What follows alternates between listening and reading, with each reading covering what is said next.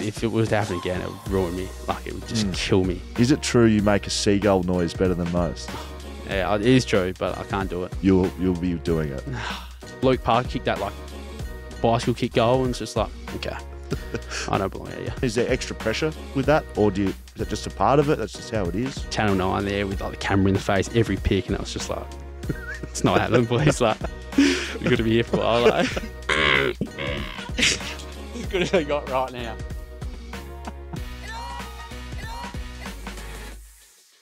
Righto, I've been waiting for this one for a long time now. BackChat powered by Paywise. Jake the Loosh Waterman joins us. Hello, Jake. It's good to be here. Finally. It's awesome. Finally. It's a great feeling. It's a bit of a milestone before a milestone this weekend. Yeah. So we're talking to you before your 100th. I don't think this will get out before your 100th, but this is a milestone. Yeah, I've got there. I've gone the long way around, but I've got there, and bloody big game coming up for it. Yeah, very good. No, but I know your 100th is a milestone, but being on the podcast. Oh, okay, yeah. Well, that's probably similar levels. I've watched plenty of eps. Plenty of chatter over the years of you to sort of saying like, yeah, like, well, we'll get you on, mate. We'll get you on, like, and as time went by, maybe it wasn't going to happen, but here we are. You were our first guest on our live shows this year. A new product. You were our very first. Yeah, but I was buzzed in. I know. Yeah. But I'm just saying the faith's always been there. Yeah, I know. I've been thereabouts, and now I'm here. Yeah, good. I've got a video to show you on the back of your milestone you've reached this weekend. A little later on the show, please remind me. Okay. But as you know, if you've been a fan of the podcast, which I know you have, we ask the same question to every guest. And this year it's thanks to TABtouch, your greatest sporting achievement. We know you're fifth in the Coleman. La-di-da, you can kick goals. You're a forward. That's what you're meant to do. Yep. You should be fifth in the Coleman every year, and you haven't been. You've been a great player for the West Coast Eagles. You're playing your 100th game. Father-son recruit. We know everything you've done on the footy field. I want to know your greatest sporting achievement, not on the football field, Jake Waterman. All right. Cricket. Right arm over. First drop, medium. Year 10, first 11, versing a school from New Zealand. Glenn Phillips, I don't know if anyone knows him, plays for New Zealand. One of the best T20 players in the world right now. Oh, so this is an actual cricketer. Yeah, took his middle peg. So he's one of the best T20 players in the world, and I've absolutely skilled him. So that's my claim to fame. And every time I see him play on TV, I laugh. Do you think that you could have played international cricket for Australia? No way. I'm not very fast, but I'm a bit like Glenn McGrath areas, like poor man. Long length. Yeah, like hit a 5-cent coin every time. Great. Just like do my role for the team. Lock someone up at the other end. They come on, take a few wickets. Celebration? Not a big celebrate, like a big appealer, but like once I get the decision, it's just like, yeah, chill out. Right, like, okay. Relax, mate. So Glenn Phillips, shout out. Yeah. Great man as well. Okay, very good. Powered by Paywise this year. I haven't asked this for a little while to our guests, but I want to know what your first car was. Subaru Outback, hail damage. Colour. Haley. That's what I called her. It was like a grey. It was. You bought it with hail damage on it? Like I remember like years ago when the big hail damage. Yeah, it was incredible. I sold it for like $2,000, and it was the nicest car ever. Drove like a champion, and like mum and dad weren't going to buy me a new car because they were like, "No, you got to do it yourself." And then it came around, and they were like, "Yep, we've got to do this." I think it was Christmas one year. Got that. And yeah, had some good times in it. And I think my little brother Ben still drives it, and it's seen better days. It's just hanging on now, but still going. Yeah, it's still in the family. Yeah. Wow. Yeah, no, she's a beauty, man. Incredible scenes. Yeah. No, let's talking about your brothers. Let's go back to growing up for Jake Waterman. What was it like? Your old man, of course, playing for West Coast. But what was childhood like for you? Yeah, it was awesome. Grew up sort of. In Adelaide, sort of south of the river, and then moved down south to Port Boulevard, Falcon, where Dad took a coaching role at Peel Thunder, where I met you, or sort of laid eyes first on you. How was that moment for you? Been underwhelming, really. Getting all these AFL players come down and play for Peel and seeing what they dish up. Some sort of rake comes down there from Geelong. So your dad was my first waffle coach? Yeah, I know. It's weird. It's a bit of a full circle moment when you end up becoming mates with sort of you and Bunga when they come down. But anyway, get back to me. Just sort of, I had Alec, so he was sort of like sort of my guy because I was sort of always looking to impress him, the big fella. And we had a standard relationship, footy relationship that, you just like always kicking the footy and ripping each other's heads off and having a bit of a laugh. And little brother Ben as well, who just added to the mix. And really sporty family. Mum, Dad gave us every opportunity to sort of, try out different sports and then moved back up here and then sort of as I got older, got pretty serious into footy and then everything sort of took off. Is it a stupid question to ask? Did you love footy growing up? Yeah.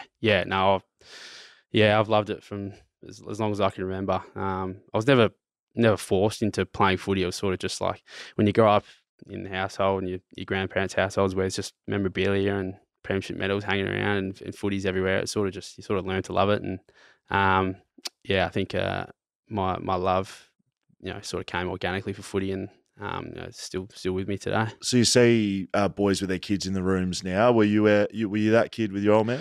Yeah, he retired before the year I was born. I think Alec might have been exposed to that a little bit, but I remember he was assistant coach at Dockers sort of soon after he retired, and I sort of remember walking around Fremantle Oval and sort of Subi after games and that, and like Belly, Hayes and Pav and all those guys. But it was more, when Dad started coaching Peel and Subi that I was like really like, I was probably pissing off a few of the players. I was just always around, like trying to sneak into coaches' meetings and shit and just like walking around and like just having no awareness of like where I should be and whatnot. But I'm pretty sure like I used to get in the huddles at like quarter time and 3/4 time and like blokes would be like laying on the ground pissing next to me and I'd be like, what are you doing? Like, you can't do that. Like, and now you're that guy. Yeah, now that guy. But it's I loved getting involved. I loved the whiteboards. I loved everything. I loved getting there to watch Rezzies play, and like I just knew way too much for my age about football. Like it's really gave me a bit of a kickstart. Yeah, I guess. So like growing up was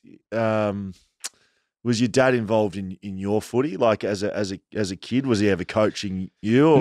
Nah. He wasn't about that. He was coaching his own footy. So like he would on Saturdays, he would take it in turns coming from me and Alec because he would always have to leave at like half time to go to coach himself. But he was never too involved because he saw that other dads and whatnot like to coach and get more hands on with their kids and he didn't really want to be that. He wanted us to sort of learn on our own, and if we wanted to come to him about things, that we would. It's still similar to that to this day, but he was always there. But my old man, he's pretty like quiet, like he keeps to himself, and he'd much rather just sit back and sort of watch us play instead of like being hands on and getting too involved. I've seen one of the all-time sprays from your old man. Yeah, like ridiculous. I'm talking proper old school ripping paint off walls type operation. And Peel Thunder back in the days, I was a 17-year-old coming down there.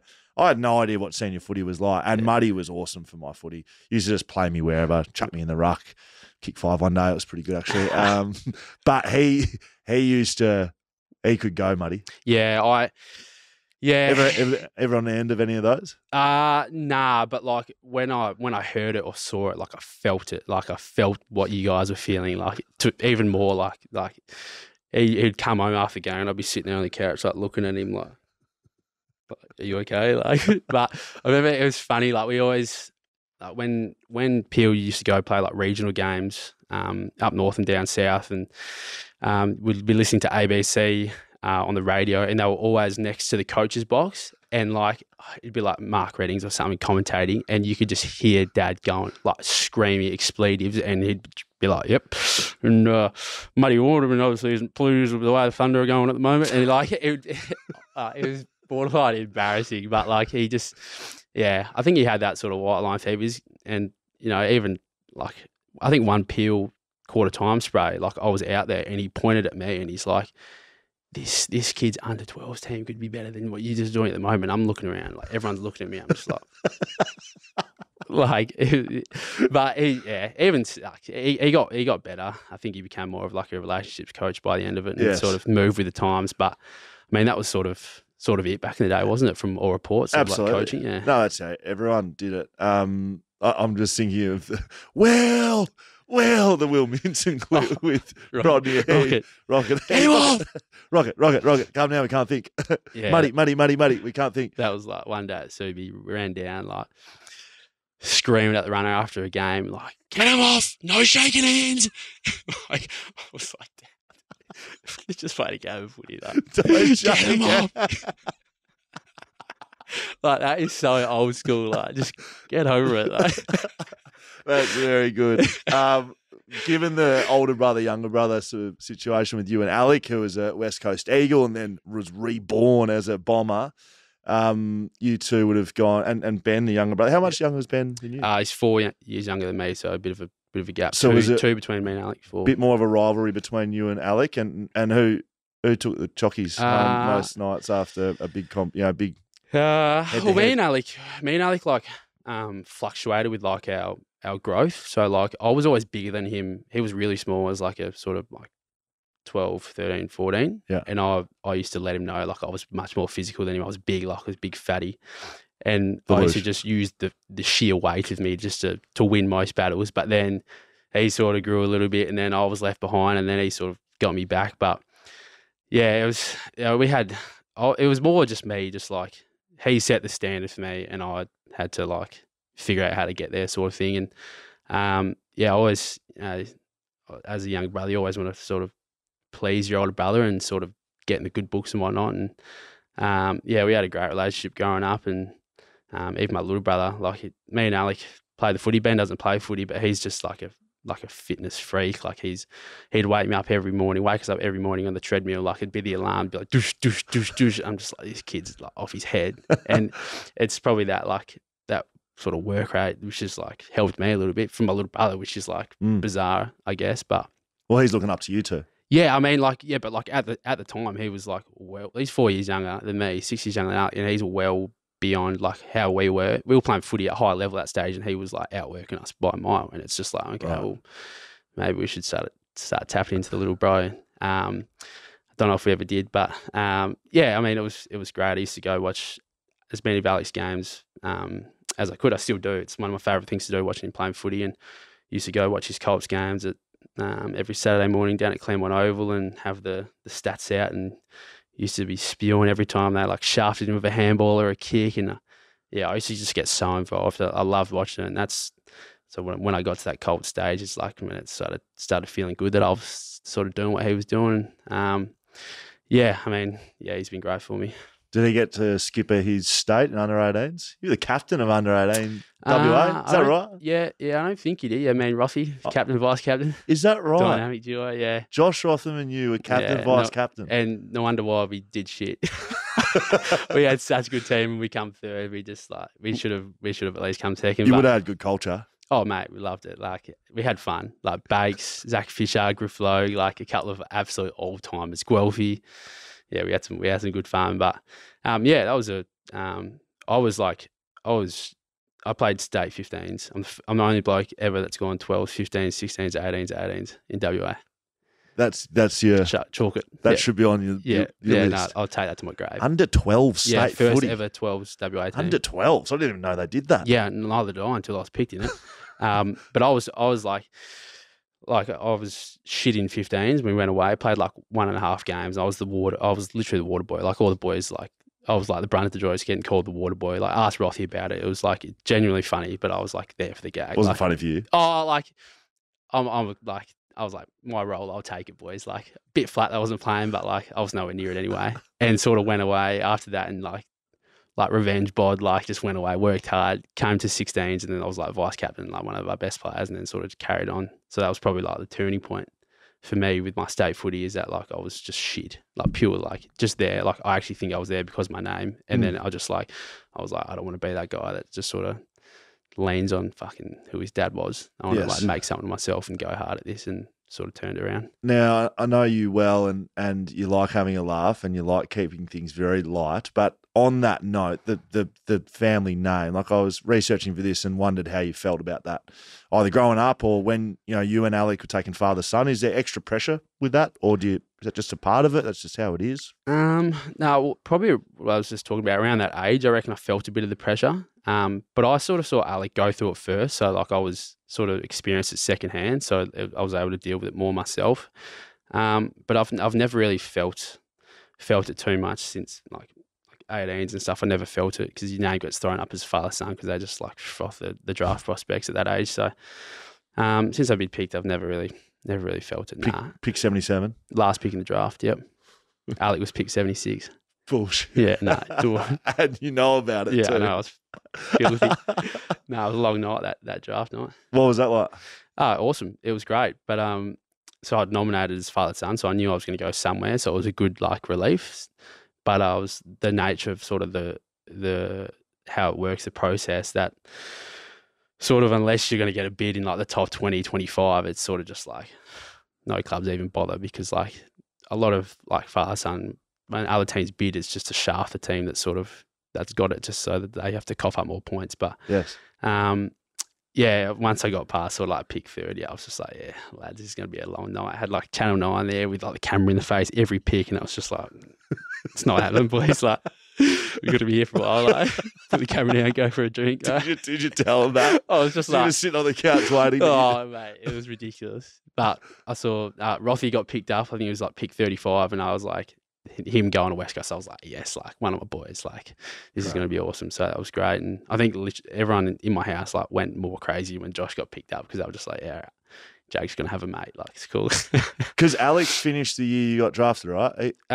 He'd finished up before I got drafted. But so you guys had no crossover at West Coast? No, well, I did the RES stuff, and I don't remember me, if you remember me. Probably wouldn't have spoken to you. No way. Didn't even when I was playing. Me, like Rothy and a couple of the same Pepper might have come down, and he was sort of, that's when he was like coming back from being crook the first time, and we were training at McGilvray, and like I'd be doing drills and I'd be looking over like the other oval, and Alec would just be like trudging around the oval. Like I felt so sorry for him because he obviously like was nowhere, but yeah, it's probably the only crossover we had. It was special though. It was cool. Like, well, I was going to ask, do you wish it? Yeah, God, yeah. To play with him? Oh, mate, it'd be anything. Have you played with him the last time as an adult? No. We did one match sim together because he played for the Waffle Eagles last year, and we did one match sim together. We were in the same forward line, and that was pretty cool. Like that was the closest we ever got. That was like 10 minutes. Yes. And we actually kicked the ball to each other a few times. It was cool. But the last time we played with each other was like I was under 10s and he was under 12s, and I used to play the game after with his team, and then the Peel Footy League found out and canned it, so I couldn't do it. So. It'll happen again one day, I'm sure of it. It would have been special at AFL level, but yeah, it wasn't to be. He still made like from where he's come from to sort of play. I think he played like 35 games or something like that at Essendon. Like, got to take your hat off to him. Like, he was nowhere for a couple of years there. Yeah, and to be able to fight back. I don't know Alec as well as I know you, but I know Alec well. Like to come back from where he was mentally, and that's what he was fighting, right? To get yourself back on an AFL list, like AFL is 80% mental. Yeah. Right? Talent and name and where you drafted, all that bullshit. To be able to get yourself back on that, you must have been proud of him. One of the best. I remember he got his debut for Essendon, and I think we had like a captain's run, and I raced in to watch it in our sort of area, and he had a through line up for a set shot. He was against the Saints, and he kicked it, and I was just like, my heart was about to jump out my chest, and everyone was sort of just like rooting for him a little bit because they know what he's going through. And he turned it around. I mean, he was like a good on-baller, like an accumulator, like clearance beast, like big left foot. And then he sort of went back down to Claremont and just started like bearing the square in it. And I was like, you don't have this in you. And he just like, proved me so wrong. That year of Claremont, he kicked a shitload of goals. He was amazing. He was unreal. He's starting to get back to that form at the moment, but he's like if he gets his one-on-ones, he's so strong, like a low center of gravity, big legs. Those legs. And he just bitches everyone and just like whacks it on his left foot, kicks at 65. It's just like, it's good to watch. The Watermans are in good form at the moment. Let's go back to so you get drafted 2016, the end of 2016, and you sort of go through a couple of years there, make your debut round 1, Optus Stadium, brand new one. So you never got to play on Subi. I was in the squad for the last ever game. The Adelaide game? Yeah, I was in the squad. I got in the squad. I was like in the ins, but I knew I wasn't going to play. It's because I missed the whole first year, and I played like the last sort of 5 games at East Perth and was kicking goals, and Simo put me in the squad.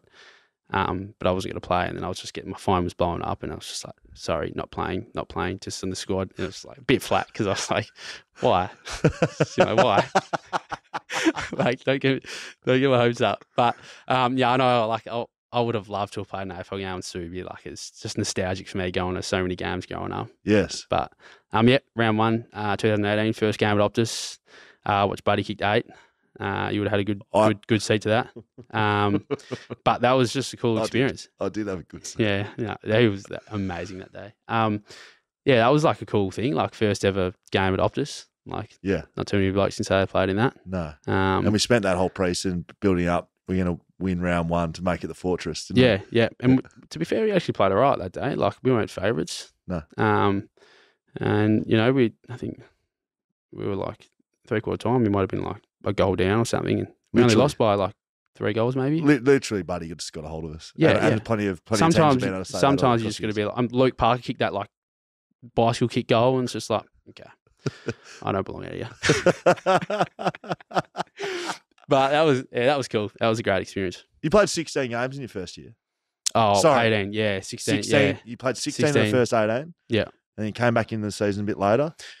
Dropped once, come back in for a game down in Tassie against North, and we got pumped, and that was it. Yeah, just couldn't get back in, fell out of favour at the wrong time, and it's a lot of games to sort of play in a year where you don't end up playing finals. So how do you look back on that year? Because do you see that as a missed opportunity? Oh, yeah, just absolutely. How footy goes? But like at the time, I still didn't think I should have been playing. Like because I only started the year because Kenneth was out, and I literally thought I was just keeping his seat warm. And then I kept playing good footy.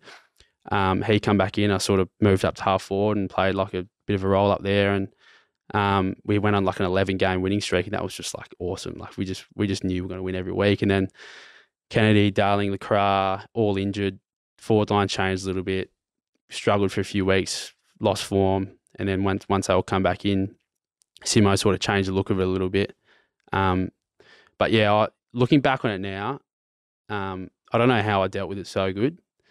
Like if it was to happen again, it would ruin me. Like it would just kill me. But and at the time, you just think it's going to happen again.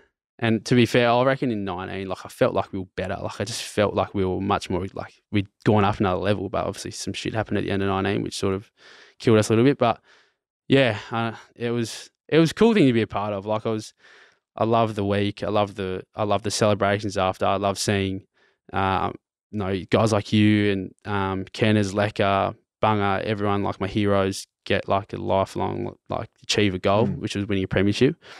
And that sort of, that feeling that you guys had, although that, you weren't a part of it, and, it was sort of infectious, like it just spread. And, it was, I wish going back, like just, I went and banged on Simo's office and got on my knees and just begged for another opportunity. Like that's like what I wish I did, but fortunately wasn't to be. Selection, I feel like banging on Simo's door and selection is something you and I have a bit in common. So your years in the AFL, you played 16 in your debut year in 2018, then you went 13, 10, 14, 20, 11, 15. You've been pretty durable from injuries. I think you broke your hand one year. Yeah. You had stresses in 2017. Yeah. You were Cook last year. Yeah, no, I've been good. But a lot of it's been selection.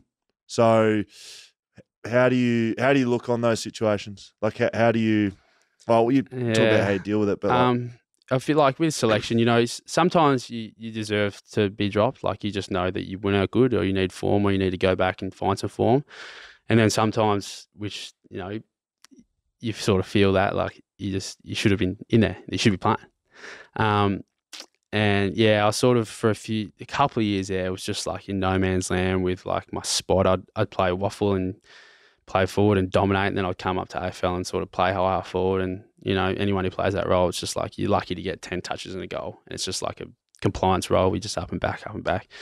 And I was, Simo used to say to me, it's like, I can bring you in, mate. You can be playing half forward, but I don't want you to die a slow death. And it's just like, it was like literally what it was. It was just like, I'd be lucky to play a good game, but if we played shit, the position of the ground, I mean, I'm most likely going to have a quiet day. And I think I'm a very, very versatile player. and it's a blessing and a curse because it's probably got me a lot of games, but I've probably lost a couple of games because of it because, you know, I'm usually the first person that gets moved from positions, and the continuity I never really received up until this year. And yeah, I mean, those calls, like you watching your phone on Thursday Arvo, 4:25, shit, I'm nearly there. Like the team's come out at 4:30, like 4:29, Adam Simpson. It's like, oh, yeah, mate, how you going? It's like, yeah, mate, we're not going to play this week. But to be fair, like every time, like you get the call or the tap on the shoulder to say you're back in, it honestly felt like I was getting told I was playing my first game again. Just like awesome feeling, like. You know, the feeling that you get dropped is horrible, but like on the other side, it's just like, yeah, that was like I'm back in sort of thing. Do you have, I mean, Simo's not your coach anymore. Do you have any favourite memories, not specifically of Simo, but like those sorts of moments? Like, did you have any good droppings? Did you ever go head to head with Simo? I did a few times. Yeah, I know you would have. Yeah, we played a Bungers 300th or three at the G. It was against Collingwood, and there was no fans there, and we were like heavy favourites, and we got smashed. And I actually played alright. I had like over 20 touches, and I thought I did some nice things. And then like I had a meeting during the week with him when we have our like individual performance reviews, and he just like, I've gone in there like thinking that like even though we lost, I'd sort of like done my bit, and like honestly like teed off like, and I've usually got a good grasp when like, all right, I've got something coming here, like, but I had no idea, and I was like, honestly, like shell shocked. Deer in the headlights. Oh, literally, and didn't play. I got dropped the following week, and I was just like, that whole week was like, all right, I've just got to keep on my toes here because anything's going to happen. But like, no, Simo was always pretty good. He'd call you out and like, he'd be like, Jakey, what's going on? I'm like, yeah, good, like, good. How are you, mate? Like, shitting myself, and he's like, yeah, just trying to pick this team, mate. And I'm just like, yeah, am I in it? He's like, nah. But like, nah, mate, it's a brutal relationship there because I think like we've got it in common, mate. To it, like especially towards the back end of my career, every week, mate, you'd be coughing the call and you'd be chatting, and you know you're getting dropped or not in the team, and like it's almost. Not that you feel for Simo, but like he's probably thinking the same thing. Yeah. Like, fuck, what am I going to say to Jake this week? Yeah, I know. It probably got like that for him because, like, you know, like there was a stage where I was honestly yo-yoing out of the team, like, and like it's not that I wasn't playing good. It's just like we were fucking good. Like I mean, in 18 there was like 2 spots up for grabs in the team. There was like 1 high half forward roll and 1 high half back roll. Like that was it, and like it's wild when you look back and think about that, and considering where we're at now, where like there's probably 5 players in the team that are locks every week, and the rest are just like, okay, we're going to shift that around, move that around. But yeah, I mean, I would like to see how many times like I've been dropped. You'd have been dropped a million times. I'm the most in West Coast history. Yeah, Jacko wouldn't be far behind you. Yeah, he didn't play enough games. Yeah, because so to be dropped, you need to get back in and play, right? So, okay. So if you get dropped and you just don't get back in, then but the Just yo-yo, Yeah. So I played almost 200. Yeah. But I could have easily played 300 if I got picked. Mate. I know. I could have been a 300 grade player if I was any good. Yeah, no, I wouldn't mind. Yeah, can you follow up on that? I will. I've got a man. Most omission droppings in West Coast history. I'm the most in West Coast history. Yeah. You reckon you're second? No. I hope not. Not yet. I hope not. Oh, come on. I want to just take us around this period, right, where earlier in your career, social media, usually at the back end of this, but I did want to bring this one forward. Had a few submissions, perhaps from a few types. I won't even say who sent this in, but this is from a former teammate of yours, and it just says, "Why didn't you help me when Scully pinned me to the ground at training one day?" So who's that? Who's Matty Allen. So all right, what happened here? So this is like one of the things that like you probably taught me, and a couple others taught me about professional football, AFL, is that like I never experienced fighting like a teammate at training, or like just getting real physical and like having words. And I think my first year we're training, West Coast were playing finals, maybe Jet West, and we were all back in Perth training, and we're just doing forwards v back stuff. And you like we were smashing you as we should, because it's literally just like leading and you should be winning it. Last rep, like I remember you got all your backs in and you're like, we're not losing this, boys. You can swear. Yeah, not fucking losing this. And I could hear you talking, and I'm just like thinking to myself, please don't come to me. And I'm like walking down there, and you come straight to me, and I've tried like one lead, and you've just grabbed me and like body slammed me, and just like you're just on top of me, like I'm like trying to like get out of this thing, and you're just like not. It was like wild. Anyway, move on to this type. Left lane oval. Right, so a different time now. So that Different was one time. time. Oh, there was many times, but this is this time you're talking about. And like we were doing match sim, and I turned around, and Matty Allen, who's one of my best mates, is like going hammering tongs with you off the ball, and I was like, that sounds so bad. and I've come over like to help him because I'm on his team. We'll be on the ground. Yeah, and I'm like trying to drag you off, and I like in my head some reason I thought that like in this moment the thing that came out of my mouth, I was like, Scully, stop being a hero. And like as it come out of my mouth, I'm just like, Jake, like what have I said? Like what have I done? Just called like anyway.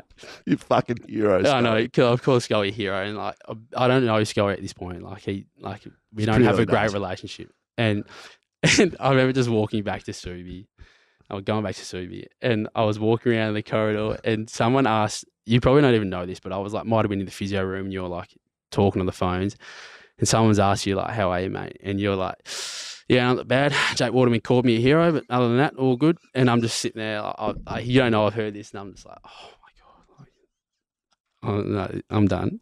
Like, and like, it's just that shit that like me and you had like heaps of times where like just get real physical, and yeah, we'd throw each other around off the ball, and we'd say shit to each other, and then I'd come back after training, walk in the corridors, and I remember like once I was like, yeah, like, you're all good, like sorry about that, and you said to me, and you're like, don't ever say sorry for that again, like that's awesome, keep doing it. And I'm just like, okay, all right, cool. And like I think there's a massive place for that, yeah, in intra-club games and whatnot. Me and Gov and Bunga went skits a few years ago, like I popped my finger out, like jumper punching Gov. It's piss funny. Like I'll show you the clip after, man. You actually die. But like, yeah, that's mate. Bunga and Martin Nikoski fought one day. Yeah, no, I've heard about that. Yeah, one of the great battles of all time. Yeah. Bunga punched Martin Nikoski. Yeah, I know. In the face. That's funny. You got out of that. Yeah. So yeah, that was the Matty Allen experience, and something I heavily regret.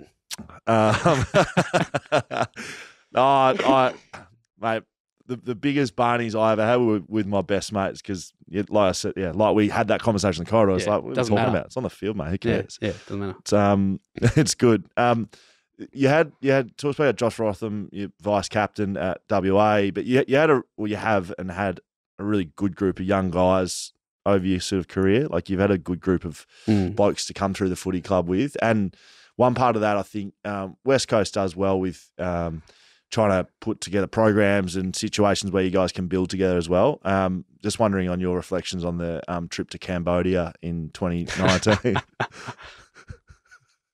Talk us through that. Oh God! So what are the trips even for? I don't even know what it's for. Like, it's team, it's culture, it's team building. So every sort of 3 years, every 2 years, the first and second and third year boys go to Cambodia and build huts. To give back to the community. And like it would have been a cool thing to do. So I went to Bali a week before, come back, had a day home, and was going to Cambodia with the whole footy club and all the young kids for maybe a week to build huts and whatnot. And on the way there, I just felt like I got so sick. Like I was on bad. The plane. I was like, I think we were in transit somewhere, and I remember I was in the airport toilets. I was so cold, and I was like putting my shirt over the heater thingy, like where you like dry your hands. I was like standing there the whole time because I was freezing. I had the chills. Like I was just like trying to warm myself up in the bathroom in an airport. Yeah, literally just standing there, like people coming in trying to like dry their hands. I'm just got my finger over it, like my shirt over it, trying to like get some heat. And anyway, I don't know what was wrong with me, but I was sick, and I was in Cambodia, and there's like not very good accommodation for like 3 days, vomiting, shitting, like bad. And yeah, I could just hear all the lads having so much fun outside, and didn't leave the hotel once until I had to go home early. It was a great experience. The way I was told was Cambodia trip goes for 4 days. Day 1, you got sick on the plane. Day 2, you couldn't leave your bed. Day 3, you went to hospital. No, I didn't go to hospital. Oh, I had to go and I had to get a doctor's certificate to travel. Right, so, and then you travelled home. Yeah. So the experience of a lifetime. Yeah. You spent every day sick. It was mint. Best so trip good. ever. Oh. Talking about best trips ever. Where's my phone? Oh, hang on a second. Where's my phone? Hang on. Oh, here it is. Talking about best trips ever. You were at the footy club in 2020, 2021, where we spent majority of that in a hub. And talking about the selection stuff, we were in a group where we effectively, like, you played probably more games than me. I'm looking at you, you did, but you would have spent time in scrimmages and back in the car park at the Gabba, at the Gold Coast playing. What do you reflect on that time? Oh, it was wild. The first hub was crazy. So I was out of favour, so I wasn't playing. And I think we played Gold Coast, Brisbane, maybe another team in 3 scrimmages. And like, it was wild. Like, we were prepping for games essentially at like 6 a.m. So we'd wake up at 6 o'clock, go get strapped on the bus. Like we had like Vards. Like, Vards was funny. Like, he'd be sitting on the bus, like, ready to go with his mouth guard in, like, socks up, like, literally run off the bus straight out into like Oval 2 and Metricon. Like we actually looked like Oval 2 was a car park. Yeah, literally. Generally. And we all like had our socks and shit up. We were like taking the piss, just trying to make the best out of a shocking situation. And we had like 20 players max when we were like fully fit. And one day we were versus Gold Coast, and because they got all the they're allowed heaps more players on their list at that time. So they had like 50 players on their list. We're watching them come out, and they just kept coming. And this is their twos team. There was like 30 of them. They had rotations, and we're out there just like. I've played in it. Don't worry. They were unbelievable. Yeah, they were great. And the NGAs, the Northern Academies. Mate, some of them weren't good though. Like, it was just a wild time, eh? Yeah, Did you play in the game where Marbior got swapped on our team? Marbior Choli? Oh, I might have. Yeah, I would have played in the first one. We played Richmond and we put a slab on it. That's yes. I was playing that day. Yes. And Choli was on Richmond's side, but then because of rotations and people getting pulled out of it, Choli got put onto our side. Yeah. And we were down by 4 points, and Choli marked it, and the siren went. He had a shot after the siren for the slab, and he deliberately missed it. And all I can remember is me and Hammer and Bart, Choli. Oh, mate. And we had to deliver the slab to Richmond. That's sort of the scenes that we were saying. Yeah. And this was delivered to me this morning, actually. And I think it was the back. I just wanted to give a bit of context to sort of how we were feeling.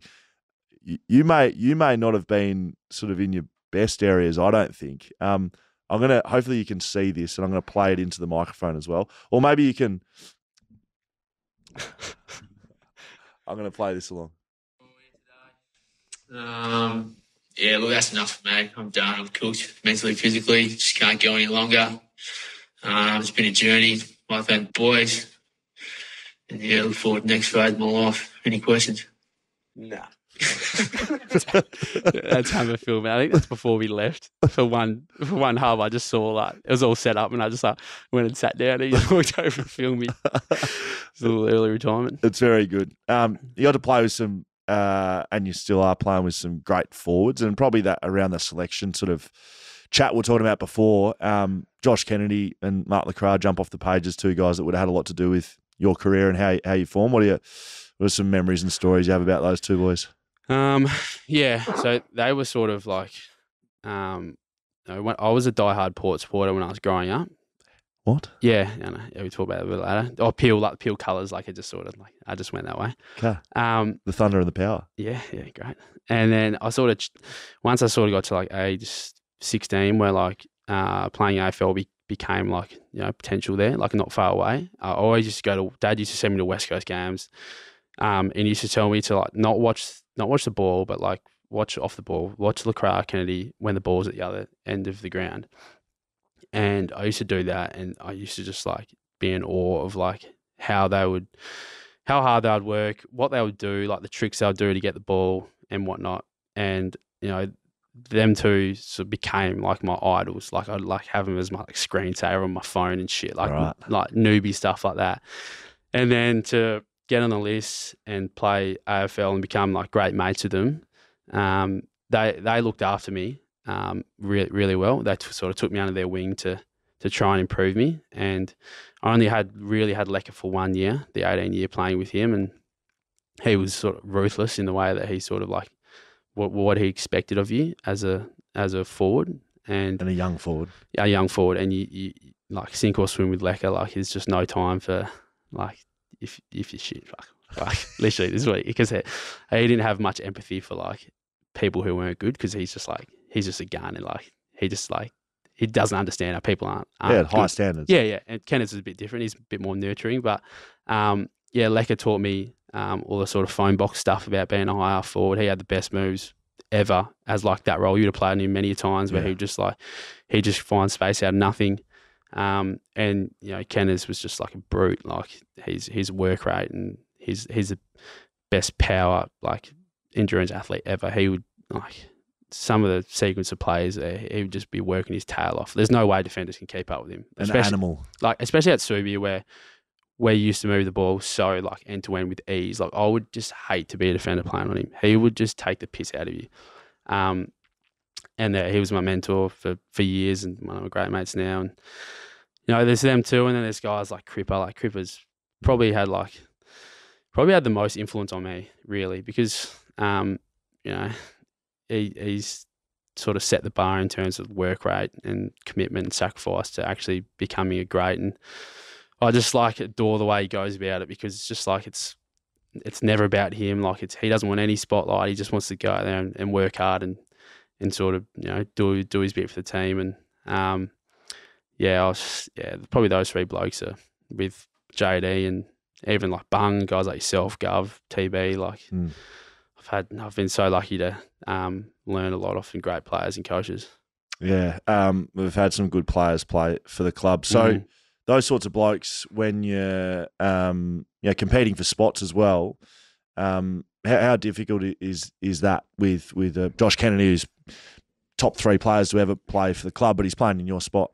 Yeah, I mean that was probably the part where I just couldn't just get that continuity playing the role I wanted, and I'd get exposures playing as deep forward little bits here and there, but you know, realistically it was their spot, and rightly so. They had their tickets there, and I had to sort of be versatile in the forward line and make sure I could play any single role in the forward line. I think I could, and that helped me get many games. But I mean, you got JD and Kennedy there, and then the year after you get picked up, a bloke called Oscar Allen comes along, and he's a handy player himself. So that added something to the mix as well. And I think we made it work in 2020, or we played a couple of finals one year, and it was like Kennedy, Darling, me, and Oscar would like back up ruck.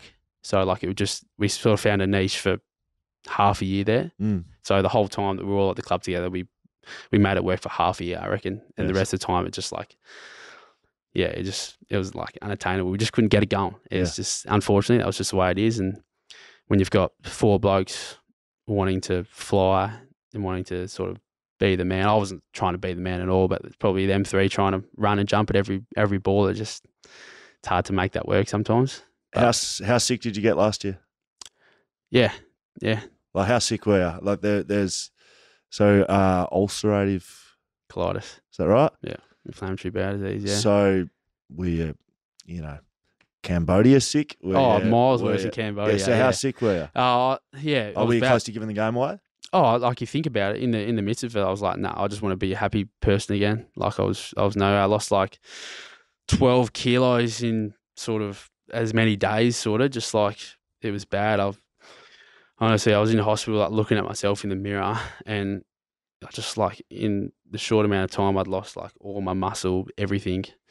But my guts were so swollen, so I actually looked like Mike Wazowski off like Monsters Inc., like a little green guy. I looked like him, and I was just looking at myself. I was like, if it gets any worse than this, like that's curtains, brother. Like real bad. And the sort of the back end of last year about trying to get myself back to like trying to feel like a human again was a bit of soul searching, but the best thing that come from it provided me with like so much perspective and sort of gratitude about like taking things for granted. And actually that's probably helped me footy this year, is that I'm not so caught up in results and how I'm playing. It's just I'm just so happy to be out there. Right. And that was sort of the theme of my pre-season. That's just like, I'm not going to get angry or get sad about not getting kicks at training, not running well, and just go out there and try and have some fun. And it was a tough time for me and the family. I mean, I've never even heard of inflammatory bowel diseases before. And did it just happen, or did it build up? It was, it's obviously been building up under the surface without even knowing. And then we were away in the Adelaide game. We were about to play Adelaide, and I was fucking nowhere. Like I thought it might have been food poisoning, but I was just so nauseous and like it was bad. Flew home, and then I thought the next day I was okay, and then the next Monday I had to rush myself to emergency. I was like, this is not good. Like I can't stand up. Like it was just like in pain. The first 4 days in hospital, like I can't even remember because I was just like I was out of it. I was sleeping in and out of like procedures and getting checked up and shit. And right, it wasn't a good time to be Jake Waterman.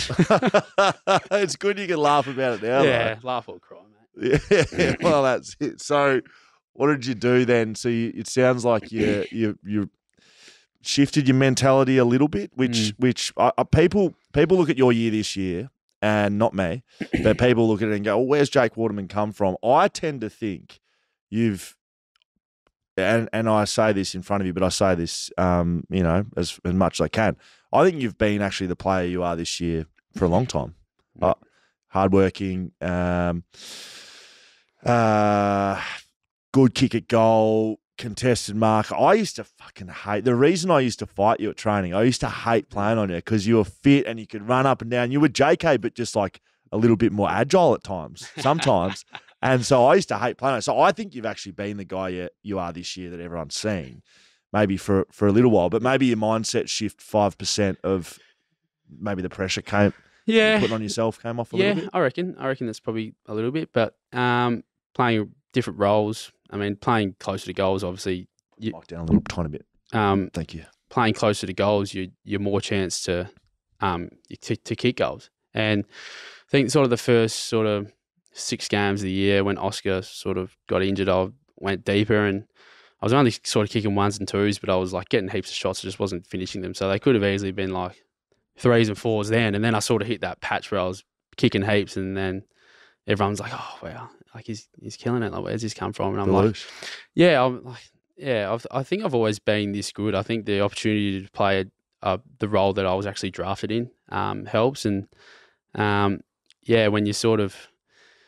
you don't have any, like I just sort of my thing was like, I'm going to fly for any mark. Like I'm just going to go for it. Like I'm not worried about Kenneth screaming at me or anything. And JD, we've had great chats, and JD's been great for me. He's like, "Jake, you go for any single mark. I don't care, whatever." And then, the sort of more times you go up for a mark, the best, more chance you have of bringing one down. And I think when you have a game, like a real good game, it's just like, it just clicks for you, and then you sort of just ride the flow. And then, I'm not going to lie, I'm surprised with how many goals I've kicked this year, but I've sort of been doing the same thing that I've been doing for years, just probably bringing a few more marks down. And I agree. Yeah. I was going to say the hype started early this year though, because you came back and won the time trial. So I remember early November, I don't know, it might have been the first one, and everyone's talking about how sick you'd been, and then you came back and won the time trial. I had a little bit of mail that said maybe that you cheated your way to the win there. Can you confirm or deny what's going on there? Yeah, so you're fit. Yeah, I'm fit. So I would have been up there anyway. New time trial, which actually suits me. It's essentially running in laps, but you got to get faster and faster, and that's me because I'm just like I'm not as quick as the other blokes, but I can like hang on for as long as I can. But yeah, I use these the shoes with the carbon fiber plate in them, which like I'd never worn them before, and like I was wearing them, I was like, yeah, like they like propel you forward. It's like a pogo stick, running with a couple of pogo sticks underneath you. Yeah, I don't think it's that good, but and like some of the boys weren't, some of the boys were, and like Ruben was wearing them, and he beat me, I think, but he was running a different time, and yeah, I mean, I don't know, I'm claiming it. I heard it was a Fuck pact that no one would wear them, and you and Ruben maybe pulled them out of the box day one. Bullshit. That's what I Who heard. told you that? Tom Cole? To be I, fair, they're Tom Cole's shoes. He actually gave it to me to wear. I don't care. I don't care. I'm going to use them again and again and again. very They're good. great. It's interesting you say that you didn't expect to be kicking this many goals. You sit fifth in the Coleman as we sit here today. Be nice for you to just move your way up there a little bit. Maybe your the loose teas will sell a little bit better if you do. Why not? Is that still a belief thing? Like, why do you not think you'd be kicking so many goals? Yeah, I don't know. I've had games before where I've kicked goals, but the continuity was always something that I wanted to strive for, and I've been able to get it this year. And it's just funny seeing your name up the top with sort of Kernos, Hogan's, and that. And I mean, I don't really read into it too much, and it's funny when little kids ask you if you're going to win the Coleman. It's like I used to watch JK win Colemans, and like I used to think that was like unreachable, but now like people think I'm actually going to win it. But nah, I think no one else in the comp should be winning a Coleman besides Charlie Curnow. I missed not my favourite Jake Waterman story, but it's up there. During the hub, we were in and out of Gold Coast and everywhere else, and the league was in turmoil. The AFLPA was doing lots of group calls, and numerous occasions we'd be on a Zoom call with every player in the league, like every single one. So there's 750 people on a Zoom call. Can you tell our listeners, our audience, one of those days, what went down with Paul Marsh running an update of the seriousness of COVID in the league? Yeah. So it was like an AFL wide. What was it? What server was it on? Like, was it like a Zoom or like a Google Meet? Yeah, it's like a forum where like you could pipe up and speak through the microphone if you wanted to, or you could just type in on the side. But yeah, so you could unmute yourself. So there was 750 people on this call, and it was pretty early days of this all happening. So no one knew what was going on. Yeah. So they hadn't muted everyone like permanently. So you could just unmute yourself and ask questions. But there was like, remember it was like Trent Koch and Scott Pendlebury. Pendle was actually like going on the mic and talking. Jack Grewalt. Everyone was like, all right, just listen to the goats, go at it. Like senior leaders. No one else speak. And you could change your name if you wanted to type in. So you could go anonymous. And I think it might have been Hammer, and a couple of other boys would be like, hey Marshy, like Jake Waterman here, like, and it just ask the most outrageous questions. It'd be like, these guys would be talking about serious issues that face the future of the AFL, and like that put the future of the AFL in jeopardy. And people are going like, hey Marshy, Jake Waterman here, just wondering if there'll be golf available, like over on the in the hubs. And it was like that was just like one of them, but there was worse shit, and I was losing my mind, pacing up and down the house, like trying to call Hammer to tell him to stop. But then it clearly become like an AFL-wide thing that blokes were just piping up and saying they were mean, asking ridiculous things. And I mean, I was a part of Tommy Sheridan's lockdown league for FIFA. In the chat, the boys were just going like, "Jakey, what is going on?" And I was like, "Boys, this is not me." Like I was about to fucking pipe up and just say, "Boys, fucking stop!" Like it got to the point where it was typing, and then someone started unmuting. So, hey, it's Jake Waterman here, and start speaking. And then, from my recollection, I reckon there was about 15 questions in a row. Yeah. G'day, Marshy. Jake Waterman here as well. Yeah, it was ridiculous. And I still get it, like, playing, I don't know who I was playing this year. It might have been Bulldogs lining up for goal, and I could hear him go, hey, Jake Waterman here. So, like, people still remember it. And, like, it's piss funny, like. But at the time, like, me, like, an anxious guy, like, I was just, like, losing it. Like, I'm going to bring the league down, mate. They think I'm actually. They think I'm doing this. Oh my god, they're going to hate me. Like, Koch is going to hate me. Like, that's what I remember. Trent Koch or Scott Pendlebury, like, Marshy, mate, we've got families to worry about, and we're, what about the Collingwood, CBA and this and that, and then unmuted. Yeah, g'day, mate. Cheers, Pendles. Jake Waterman here, boys. Just wondering how many packets of chips will be getting in our mini food allocation, like all that shit. Like, it was ridiculous, man. One of the absolute all times. I'm going to ask about changeover of coach. So Simo's been your coach the entire time you've been at the footy club. Yep. How have you felt with that process? How are you feeling about the future, and what are your thoughts on all that? Yeah, it's definitely weird. I mean, you hear all the media stuff, and obviously his job has been spoken about for a while now. And then you rock up to training one morning, and there's a bit of an eerie feeling, and then a couple of hours later, you're just sitting in a meeting, and he's saying he's gone. So what was that like? Simo come and spoke to you boys, and you boys didn't know what was going on?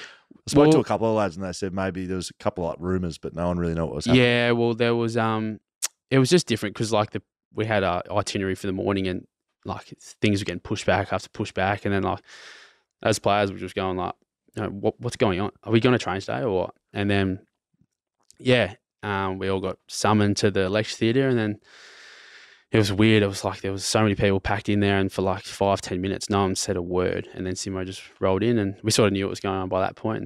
And said that's it. And it's wild. It's like I was saying to sort of a few of the lads, like for the last 8 years, your whole existence is based around trying to impress this one individual, and like it's all you think about. And then now he's gone, and it's just like, well, what the hell? Like now you're back to trying to impress the Schofield. Yeah, I know, but like because I've already got a really good relationship with Scully. Like initially as assistant coach, like I've probably more enhanced than what I was on a friendship level with Simo. It's just it makes it a little bit more easier. But even then, like we don't know if Scully's going to be the long term coach. It's just it's a weird.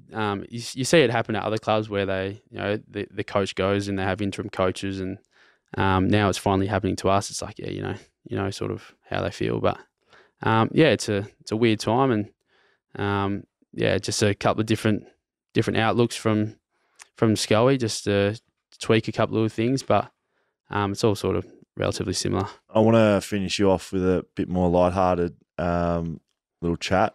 You've had some nicknames in your time. I want you to talk me through a few of them and just let me know how they've come to fruition. We'll start with the Loosh because I'm wearing the Loosh. What's that about? Well, it's the Fevolution, so Brendan Favola. And it was a waffle game once versus East Freo in 18 when I got dropped, and I kicked like 7 or 8, and like I'd kicked a few, and the horse, Fraser McInnes, sort of yelled out, he goes, "Who's going to play on the Loosh?" And like, I was like, please don't call me the Loosh. I'm playing waffle. Like, I don't know. I don't like this. And then it's just sort of stuck and grown legs. And that's where you stuffed up. You said you didn't like it. Yeah, I know. I should have said I loved it. No, I don't know. I did a sporty with Brendan Favola about 3 weeks ago. And I would love to meet him. Great man. Yeah. And I'm doing all back and forth, asking about all this. Very good storyteller. And I said, mate, Jake Waterman goes by the Loosh. And he goes, get fucked. How good's that? Couldn't have loved it anymore. Oh, great. He said, I love Jake, love seeing him play. And I said, mate, I asked him, how did the Fevolution start? Do you know how he started calling it? No. So he told this story, and I'll do it no justice here. I'd love to have him on BackChat. Was it the Dream Time? Was it the... Well, it was a game they were playing, and they went and played. And anyway, he's kicked 8. Had a great day. And 8? Yeah. And he's gone out, had some beers and some more. And about 4 a.m. he's rolled into a 7-Eleven in Melbourne, which is, a 7-Eleven, So a convenience store, 24-hour. And the papers were out for the next day. And he was on the front page, just Brendan Favola kicks 8, something like that. And he goes, have a look at this fella. There's a bit of a Fevolution happening. And he said it to the guy surfing. And and the guy serving didn't know that he was the guy.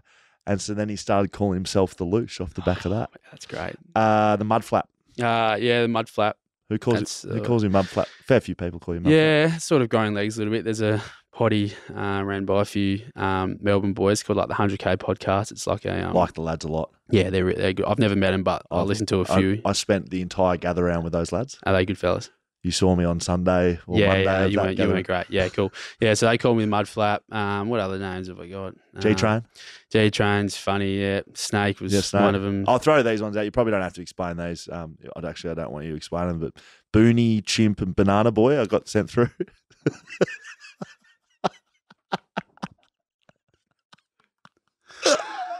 Oh, God. That's Well, are they? that Roth and, yeah. No, I don't know. That boys reckon I look like a monkey sometimes when I got a big mouth. And I don't know.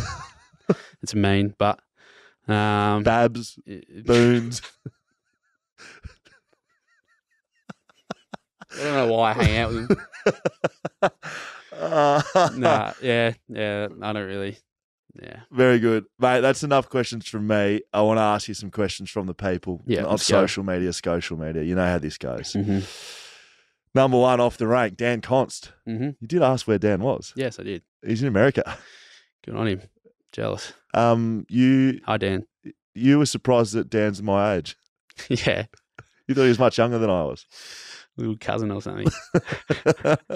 Nah, I need to have a beer with that man, and I don't know him too well, and I've heard he's an interesting man, so I need to have a couple off the wood with him and get a background check. Big West Coast man. Right. He says, "What shampoo do you use to keep that tuft looking so luscious?" I'm not a big hair wash guy, but I go to Main Street Barbers, Oh, Dave Marchese. the boys. He gives me this. He makes me use it. I don't even know what it is. It's something like eucalyptus-y stuff. I'll get a name for you and I'll get it for you. Dave Marquez, good man down Great at Main man. Street, boys. They look after my bald head as well. That doesn't take them long, got to be honest. I just go in there for a chat. Charlie D45. What makes West Coast different from other clubs? I don't know if you'll know the answer to that. Yeah, it's hard to tell, eh? Yeah. You didn't have to answer it. Nah. So Charlie. So Matty Allen had one. Why didn't you help me when Scully pinned me to the ground? Mhm. You didn't really tell that story like how it ended. You two, I had Matty on the ground, Yeah, You came to help. Yeah, pumped us, but and then I ended up on top of both of you. yeah, I know. I left And that then you part called me out. a hero. Yeah. Number two. So Matty, 2-part question. Part 2. Is it true you make a seagull noise better than most? Yeah, it is true, but I can't do it. You'll be doing it. No, just give me I haven't had a water for 4 hours. Oh, you're so parched.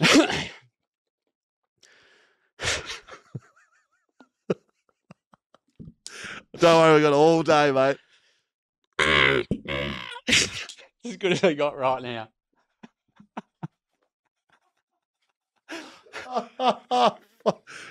Give us one little one. One more. That's all I got. I can't do it properly. That's not full capacity either. Oh It's a boy, party trick. I've never seen you do that. No, I try to do it on game day when people are having a shot on goal, but I just I can't. You're kidding. I try and do it. What, to and- scare them? No, just put 'em just to off? try to put them off. Oh, is it? There you go. And I can't do it because I'm like absolutely can't even breathe. Oh, that's good. Yeah, As cheers, buddy. after your PB time trial during the preseason, did you think I'm on this year? Yeah. Very good. Says Lloydie, says we've already covered that, sorry. Sammy Coverley, who used to work here at BackChat, said, ask him about Jake Waterman here during the Players Association meeting. I'm not sure how Sammy Coverley knows about that. He's a graphic designer over here. Lego Man 87, can you hear me yelling, go Snakey from the top tier? No, I can't. But please keep doing it. Hopefully, I can one day. Snake, did I say that as a nickname? Yeah. I Snake. sort of said that. Is that Yeah. Snake, Jake? Misty was my first Misty. one. Misty was the first one. Far out. I forgot about Misty. Yeah, Misty was the first one. Explain Misty. So Dad's Muddy Waterman, and when Alec was playing there, they gave him Murky, Yes. and Kenners, like standard Kenners, gave me Misty, and it just like some of the coaches still call me Misty now, and it's just like It's a shock. it's a shock. It is like a P-star name, like it's a yeah. That's those areas, but like Yeah, no, it's a name you'd probably see at the Penthouse. Nick Hanlon. I don't know, after listening to this, Nick, if you think the same of Jake or not, but he said, how does it feel being the toughest looking bloke in the AFL? Wow, I don't think I'm tough looking at all. I don't think you are. I've got a rude head, so that's probably why. But like I'd say there's many tough. I'd say Sammy Pepper's the toughest looking man alive. I think. Yes. Did you play with him in juniors? Yeah. Great man. Good man to have on your side. Yeah, correct. Eagles for Life 9. Do you think you'll win the Derby this year? So when you'll be listening to this Eagles for Life, we'll be able to fact check you. It would be after. Yeah, we'll drop it after. How many did you kick, and what was the result? In the last one? No, this one coming up that you're playing in on the weekend. I'd like to kick a few, and don't know how much we win by, but a win's a win, and it's going to be a ball terror. I think it's going to be a ripper of a game. I agree. Yeah. This one's in from Anonymous. Can you ask him why he's been living alone from the age of 20 to 26? Who's Anonymous? It's Anonymous. Are you calling them Anonymous? Yeah, I am. Because I'm not alone. I've got my dog, Murray, Black Lab. I've had people through at stages, but when you go to work with 45 idiots every day, you want to be able to come home and get some peace and quiet. There was a fair bit of feedback on the text line to Scully. I threw a few throughout. Did you? Your good friends, Josh Rotham, Tom Cole, Hamish Brayshaw, Oscar Allen, all gave a bit of feedback. Did they? Good fellas. Yeah, they are when they're asleep. Mate, that's us. We're done. Did you have fun? Yeah, awesome, mate. It's a pleasure. It's a pleasure to have you on, and it's a pleasure to see you playing good footy. I like the fact that you mentioned that I was able to teach you something.